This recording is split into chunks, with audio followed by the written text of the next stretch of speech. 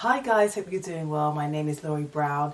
On this channel we talk about healing from toxicity. So if you want to be part of the family, please hit the subscribe button, like and comment, and let's get into this video. So today's video we're going to talk about why do we keep attracting the same type of guy. So there were certain things that I realized about myself prior to the relationships that I entered that were a common theme. So the first thing was having extreme low self-esteem. Now the opposite of having extreme low self-esteem is narcissism. If you have extreme low self-esteem and you have a lot of self-doubt, a narcissist is someone that you'll be attracted to because them themselves have an inflated self-esteem. They believe they are superior and there is this excess need for admiration.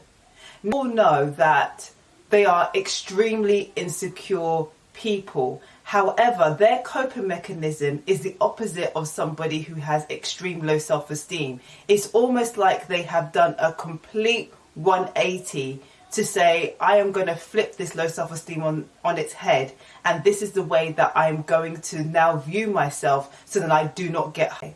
So the next trait that I had was that I was extremely submissive.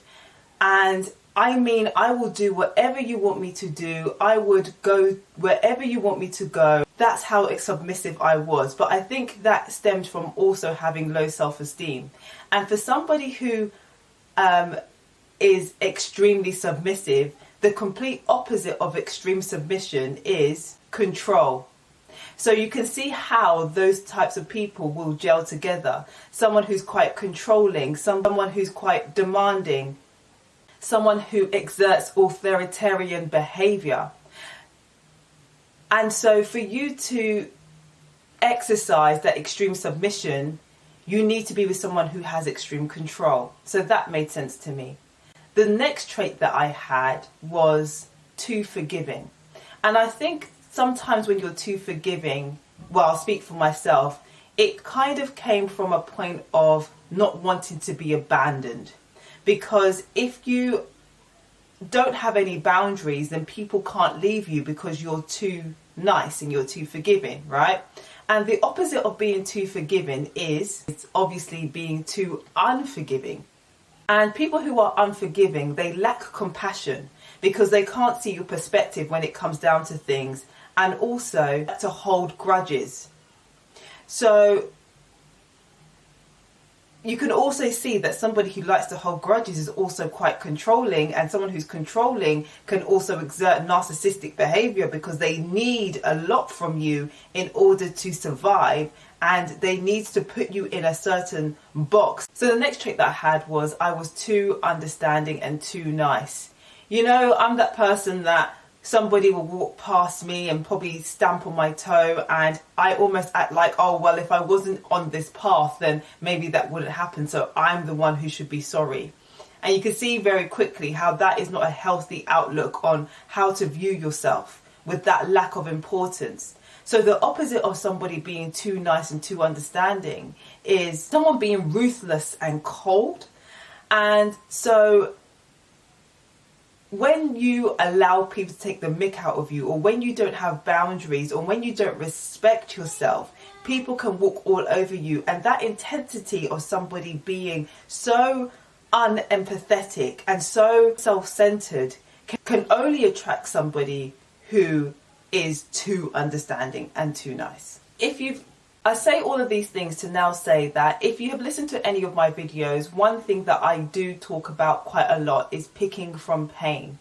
And when it comes to picking from pain, I explain it as when you're going shopping on an empty stomach, you're only going to put crap in your trolley, or you're only going to crave fast food. But over time, if you continuously eat fast food, what's going to happen to you? You're not going to be very well. You're going to be sick. So if we see fast food as a toxic trait in a person, they are the people who you're going to be surrounded by. And that's why it's so important to heal before you get into a relationship. Because somebody who is attracted to your brokenness is a red flag, is a walking red flag. So when you're picking from pain, it's almost like saying that you have emotional cravings. And for you to have emotional cravings means that you are in a state where you need instant relief. So that means that you have a strong desire for emotional comfort. So that immediate gratification will only come from someone who is quite toxic, because they're also in need of somebody to control, so then they can use you to make themselves feel better, and they don't care how they do that. If you don't take the time out to heal and actually do the work, then I'm afraid you're still going to attract the same type of person, and you're going to be in the same state eventually. We all say time is a healer, but one truth that I want to tell you is that I had taken a few years to get over someone, and time had gone past, but I still wasn't over them. And so can you imagine being in a relationship and then waiting a whole entire year just to end up with the same type of person? And what I realized is that during that time where I wasn't with this person, I was constantly asking myself the wrong questions about why I wasn't good enough. And that sort of reinforced my insecurities. But what you need to do is work on your insecurities and understand where they have stemmed from, so then you can move on. Anyways, guys, thank you so much for watching, and I'll see you in my next video. Take care. Bye. It's a wrap. That's a wrap. Oh, I hope I look alright, because honestly, I don't think this lighting is that great.